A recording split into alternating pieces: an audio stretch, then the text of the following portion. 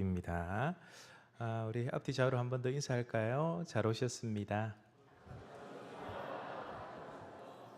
자, 사랑스러운 눈빛으로 보고 싶었습니다. 인사하겠습니다. 화내지 마시고요. 이 시간 내 안에 가장 귀한 것, 내 안에 가장 귀한 것이라는 제목으로 하나님 말씀 증거하겠습니다. 인생을 살아감에 있어서 가장 중요한 세 가지가 있다고 그러지요. 의식주입니다. 의식주, 의식주 한 음절씩 흩어놓고 이 단어를 한번 조합해 보십시오. 여러분, 의식주 중에서 가장 중요하게 여기는 것은 무엇입니까? 어떤 분들은 의식주 중에 의가 제일 중요하다라고 생각하실 거고요. 폼생폼사 하시는 분들 계시죠. 어떤 분은 먹는 게 제일 중요해, 어떤 분은 사는 게 제일 중요해, 다양한 경우의 수가 있으리라 생각합니다. 의식주, 식주의 주의식 등 사람들이 우선순위로 정하는 것은 다를 수 있습니다. 개인의 성향에 따라 조금 다른 선택을 하게 되겠죠. 여러분들은 어떻게 생각하십니까? 뭐가 제일 중요하다고 생각하십니까? 저에게 목사님 의식주 중에 뭐가 제일 중요하세요? 여러분 물어보면 쉽게 이겁니다라고 대답하기가 참 곤란할 것 같아요. 사실 저는 입는 것에는 그렇게 관심이 없습니다.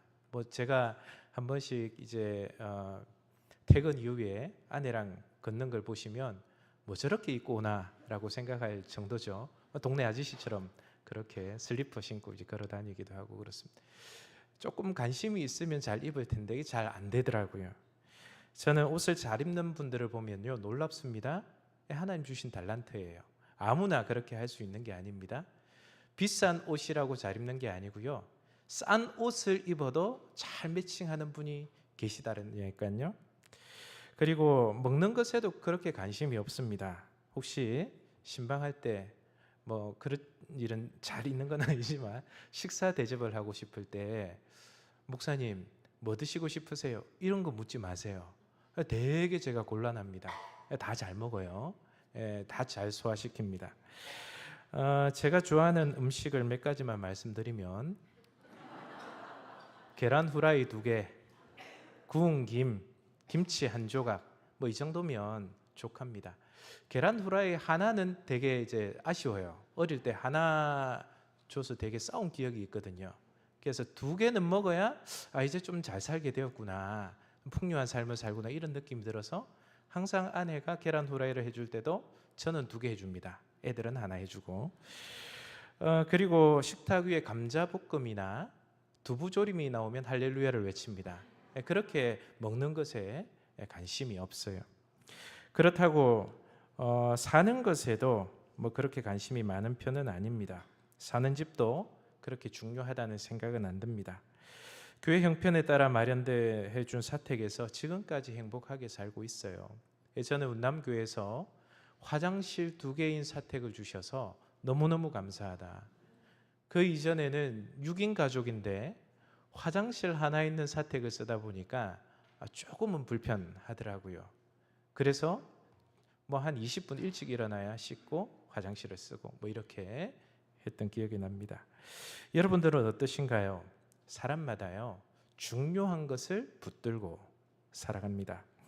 오늘 본문에는 3사람이 등장하는데요, 한 사람은 성전 미문에 앉아 구걸하는 지체 장애인이고, 2사람은 기도하러 올라가는 베드로와 요한입니다. 여러분, 이 2사람을 가만히 보면 이 3사람이죠. 어떻게 보면 2부류지만 그렇게 별반 다를 바 없어 보여요. 지체 장애인도 가진 게 없습니다. 베드로와 요한도 주님을 따르는 제자이기에 손에 잡히는 게 없죠. 가진 게 없는 것 똑같아 보입니다. 겉으로 보면 그래요. 그런데 지체 장애인과 베드로와 요한 사이에는 결정적인 차이가 있더라는 거예요. 그게 뭔지 아십니까?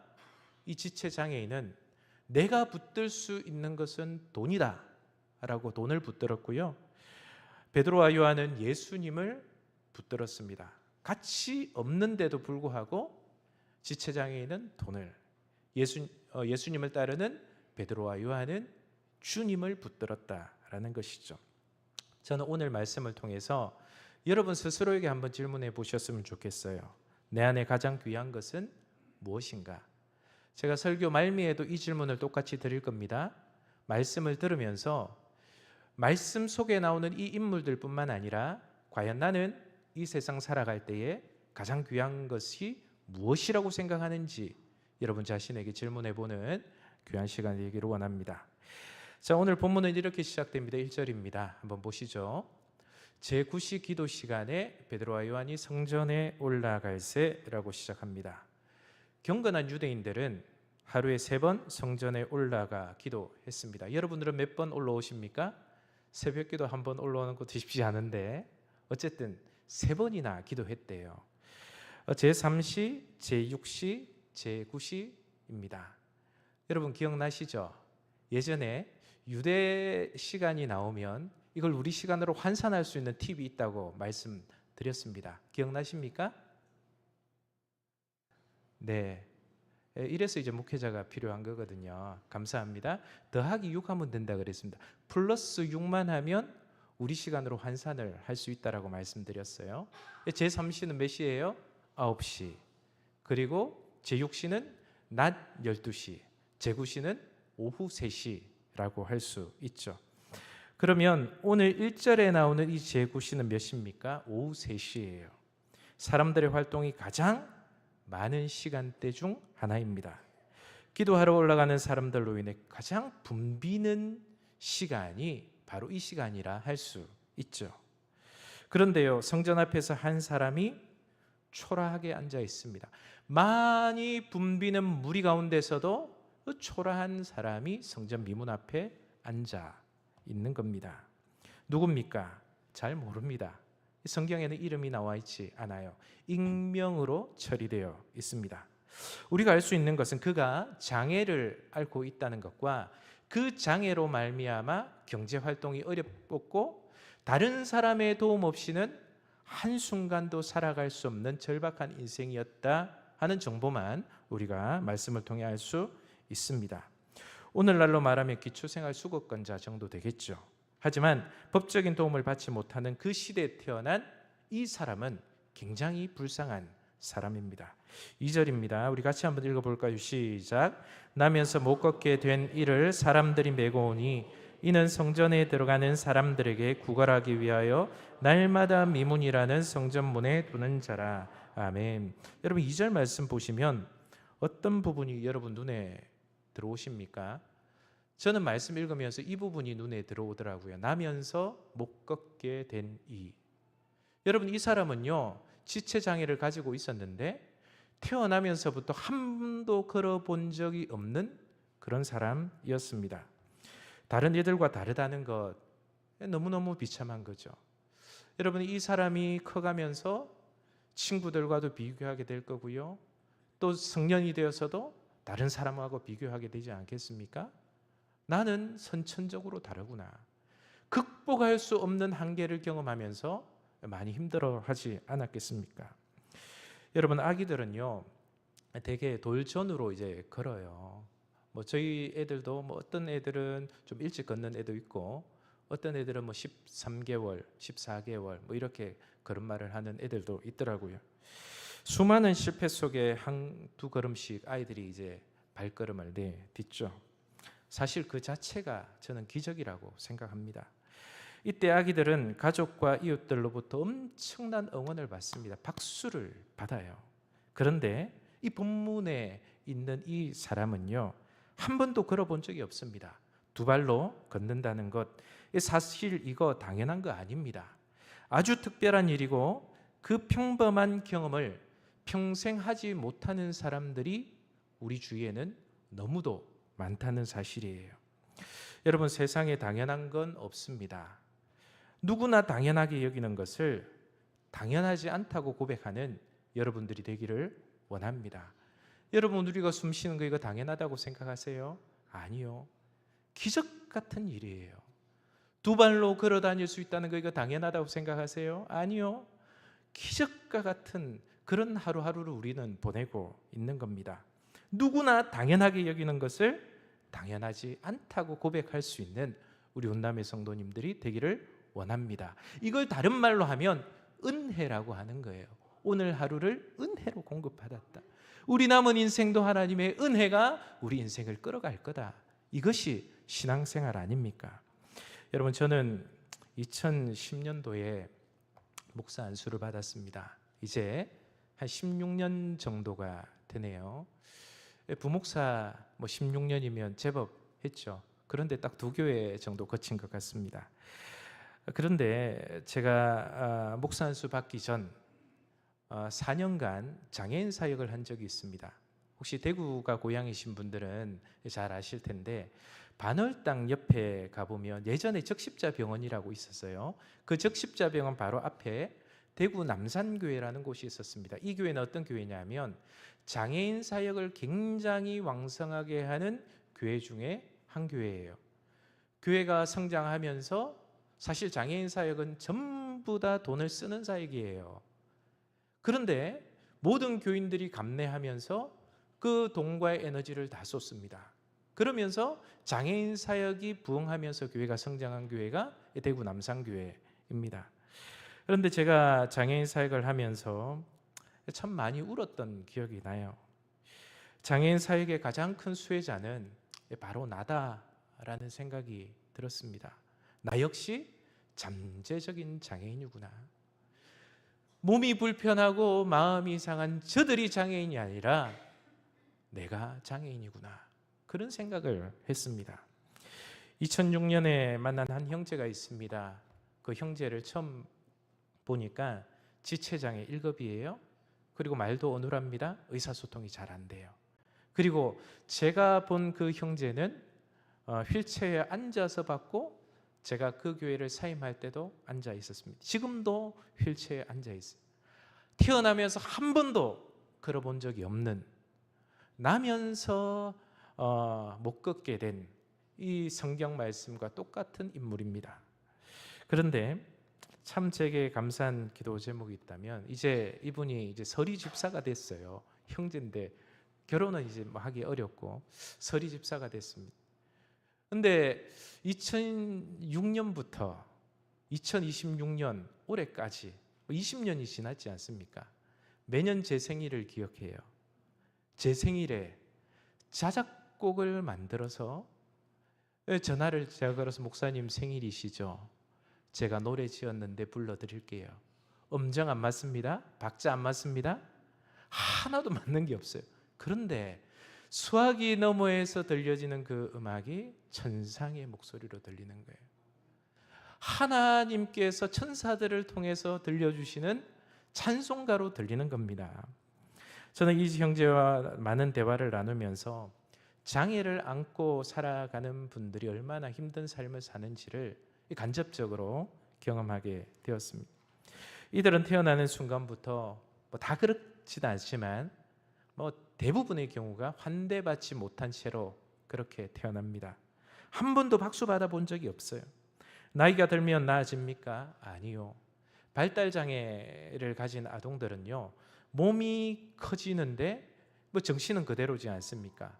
근데 따라서 부모도 나이가 들어감에 따라서 부모가 자식을 케어하지 못하는 시점에 이르게 됩니다. 그렇게 되면 어떻게 되는지 아세요? 어쩔 수 없이 이 아이를 시설에 보내야 되는 거예요. 시설에 보내면 어떻게 돼요? 생면부지의 사람들과 어울려 살다가 결국 이 세상을 마감하게 되는 것이죠. 세상을 떠나도 누구 하나 들여다봐 줄 사람 없습니다. 누구의 잘못입니까? 당사자의 잘못입니까? 아니면 부모의 잘못입니까? 그 누구의 잘못도 아니지 않습니까? 지금 성전 미문에 앉아있는 이 사람이 바로 그런 사람입니다. 그래서 살기 위해서 아둥바둥 이를 갈고 붙들었던 게 뭡니까? 돈이에요. 돈을 붙든 거예요. 3절입니다. 그가 베드로와 요한이 성전에 들어가려 함을 보고 구걸하거늘. 여기서 구걸하다는 헬라어로 아이테오라는 단어를 씁니다. 여러분, 이 단어는 어떤 의미냐 하면 정중하게 부탁하는 의미가 아니고요. 지속적으로 요구하는 거예요. 계속 간청하는 겁니다. 성전 미문에 앉아있는 이 사람이 바로 그랬다는 것입니다. 이 사람은 매일 같은 자리에서 지나가는 사람들에게 집요하게 돈을 요구합니다. 돈 좀 달라고.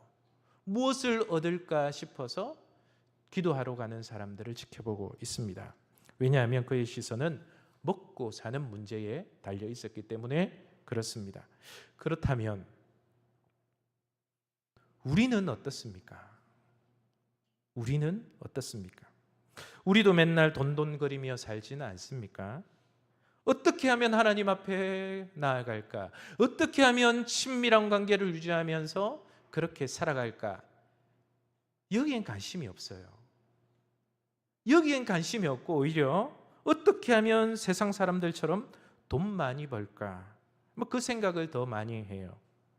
자본주의를 살아가는 우리가 돈에서 자유로울 수는 없지만 온통 우리의 관심이 돈에 향해 있는 한 우리는 영적으로 자유함을 경험할 수는 없습니다. 온전한 기쁨을 누리면서 살아갈 수는 없는 것이죠. 성전 미문에 앉아있는 이 사람은 돈을 구했어요. 구걸했습니다. 그런데 진정 이 사람에게 필요한 게 뭐였을까요? 돈이었습니까? 돈으로 의식주는 해결할 수 있습니다.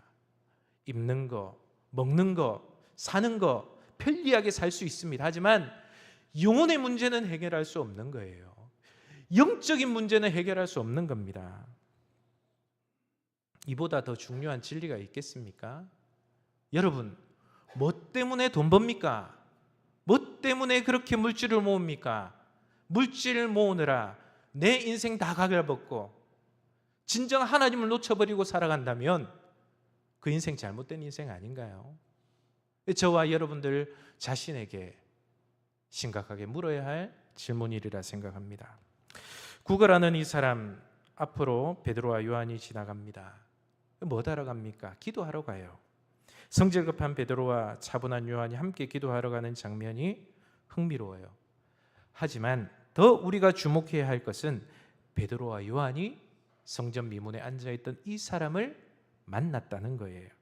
성전 미문은 기도자들이 꼭 지나가야 하는 길목입니다. 구걸하기 딱 좋은 장소예요. 이 사람은 여기서 셀 수 없을 만큼 수많은 사람 만났을 거예요. 베드로와 요한에게 한 것처럼 지나가는 사람마다 아이테오 지속적으로 요구했을 겁니다. 돈 좀 달라고. 나는 돈 아니면 못 산다고 지속적으로 구걸했을 거예요. 구걸이 잘 되면 신났을 거고 구걸이 잘 안 되는 날에는 마음 상했을지 모릅니다. 또한 구걸이 좀 잘 안 되면 자기를 데리고 성전 미문에 앉게 해준 그 사람들과 나눌 게 없기 때문에 머리가 좀 복잡해졌을 수도 있겠죠. 아마도 성전 미문에 앉아있는 이 사람, 이런 고민이 있었을 겁니다. 한 번도 걸어보지 못해 다리는 비쩍 마르고 비틀어져 있었을 거예요. 혼자서는 마음대로 움직일 수 없어서 몸에는 악취가 납니다. 피하고 싶고 거부하고 싶은 이 사람. 하지만 하나님의 사람인 베드로와 요한은 그 사람 앞에서 발길을 멈춥니다. 그리고 우리를 보라라고 말해요. 베드로 요한의 음성에 이 사람의 시선은 베드로와 요한을 향합니다. 무엇을 얻을까? 그렇게 바라본 거죠. 기대감에서 바라본 것입니다. 오늘은 굶지 않겠구나. 오늘은 일진이 나쁘지 않겠구나. 마음에 들떠 있을지 모릅니다. 여러분, 여기서 이 사람이 원한 것은 무엇입니까? 은과 금 아니에요.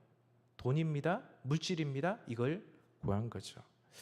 여러분, 베드로와 요한이 지나가다가 베드로가 이 얘기를 하잖아요. 6절에 보면 은과 금이라고 시작되는데 이 얘기를 꺼냈을 때 아마 이 사람은 눈이 번쩍 뜨여졌을지 모릅니다. 그래, 은과 금을 주려나 보다. 그런데 베드로가 또한 이런 얘기를 하잖아요. 내게 없다. 은과 금은 내게 없다. 너가 원하는 것은 내게 없다.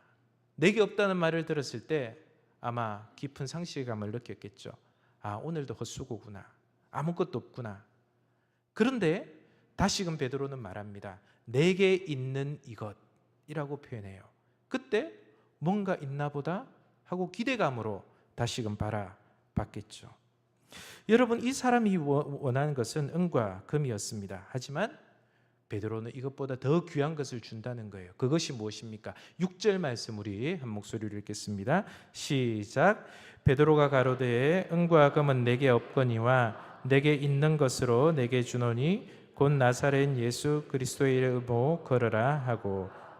아멘. 베드로는 은과 금은 없었습니다. 하지만 그에게 있는 것이 있었습니다. 무엇입니까? 나사렛 예수 그리스도의 이름입니다. 여러분은 무엇을 얻으려고 이부 예배 나오셨습니까? 피곤하잖아요. 휴가도 보내야 되고, 갔다 오신 분들도 피곤하고, 가야 될 분들도 피곤하고, 또 7, 8월이 되면 되게 몸이 나른한 우리 신체 밸런스가 그렇잖아요. 여러분, 이 시간에 왜 오셨습니까? 이 귀중한 시간에, 가족들과 보내도 부족할 시간에 이 자리에 왜 오셨습니까? 마음의 평안 때문에 오셨습니까? 아니면 그 무엇 때문에 오셨습니까? 이것도 저것도 다 필요합니다. 하나같이 다 중요한 것들입니다. 그런데요, 여러분들께 교회에서 제공해 줄 수 있는 것은 단 하나밖에 없어요. 뭐냐 하면 나사렛 예수 그리스도의 이름입니다. 이거밖에 줄 게 없어요. 저는 우리 운남교회 성도님들이 좀 이렇게 고백하는 인생이 되셨으면 좋겠습니다. 내 안에 가장 귀한 것은 주님밖에 없습니다. 내 안에 가장 귀한 것은 주님밖에 없습니다. 이런 찬양이 있어요. 내 안에 가장 귀한 것이라는 찬양인데요, 그리 어려운 찬양은 아닙니다. 우리 함께 믿음으로 고백해 보기를 원합니다. 스크린 보시면서 함께 찬양하시겠습니다.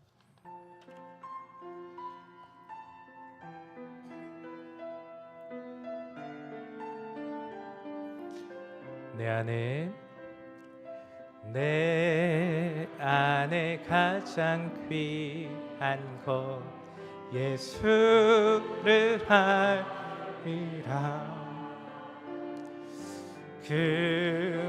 금보다도 귀한 것 예수를 알리라. 아멘. 세상 지식보다 귀한 것 예수를 알미라. 내 안에 가장 귀한 것 예수를 알미라. 예수의 이름, 예수의 이름, 존귀한 그 이름, 예수의 이름 능력에. 여러분 가슴에 손을 얹고 한 번 더 고백하십시다. 내 안에 가장 귀한 것 예수를 알미라. 금은보다 더 귀한 것, 금은보다 더 귀한 것 예수를 알미라. 세상 지식보다